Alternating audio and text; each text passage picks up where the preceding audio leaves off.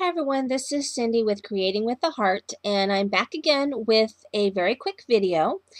I like to do the Cards TV challenges over at cardstv.blogspot.com. It's actually one of my favorite websites. And the challenge for this week is to make a school card, any color. And I already had this paper out from another project I've been working on.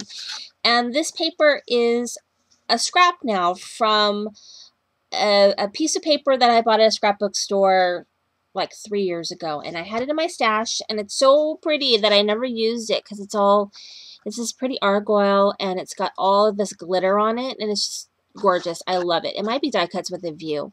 Anyway, I've kept it, and you know, I can't hoard things anymore. Anyway, it's perfect for a school project, and so that's what I'm going to be using today. I'm making an A2 size card, and I need to look to see where my card bases are. I actually had bought a bunch of die cuts with the view card bases from Marshall's when I was, you know, on a hunt for bargains. I had found a bunch of paper pads by My Mind's Eye, and then these were on clearance, so I went ahead and bought them. So I've been using them because they were cheap and for convenience.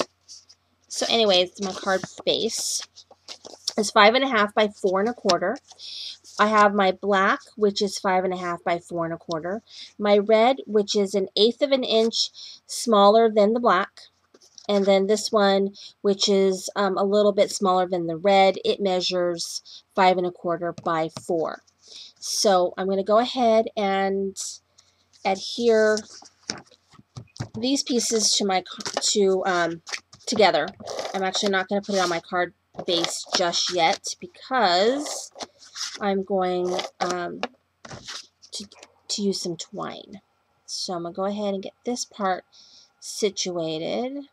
So I kind of like these school challenges because then I've got some school cards in my stash, you know, ready to go for the different holidays and things like that, so that my son can give these to whoever his new teacher is. I haven't found that out yet. He's going into the 1st grade. So let's put that down here. And I'm going to be using white twine today. This white twine happens to be from Stampin' Up, but of course, you know, everybody's got twine now. It's like the big thing. So I'm going to take a piece of tape and just tape one end on the back, and this is not a fancy ribbon or a twine treatment at all. I'm just going to kind of wrap it around. Just wrap it around, and hopefully it will end at the right spot. So I'm going to have it end here. Nothing fancy today because I'm getting ready to go on vacation, so I want to get any challenges and things I'd like to do out of the way. So here is my ribbon treatment, or actually it's not a ribbon, it's twine, so nothing fancy. And my image that I'm using today is this schoolhouse, and this is from the Recess Cartridge. It's a Cricut Light, and it layers really nicely. And Walmart has actually had this cartridge on sale for a long time. I bought it last year when it first came out for about $10 off. And I don't know, I heard rumors that Walmart wouldn't be carrying this stuff anymore. But occasionally you can get a good deal on Cricut.com. So actually, what I'm going to do before I do that, I forgot that I want to put I want to put a brad down. And I have a little tiny brad that I'm going to use. I have these little tiny, my favorite things, adornments. And I don't use these very often because they're super tiny, but they are perfect for things like doorknobs. You know, they're good for those sorts of things. So I'm going to go ahead and stick that through, and I'm going to have a little doorknob, a little black doorknob, my little one room schoolhouse. And I'm going to put this down right here. And I like that. And my sentiment is thank you for all that you do. And this is from my favorite things. It is Teacher's Pet.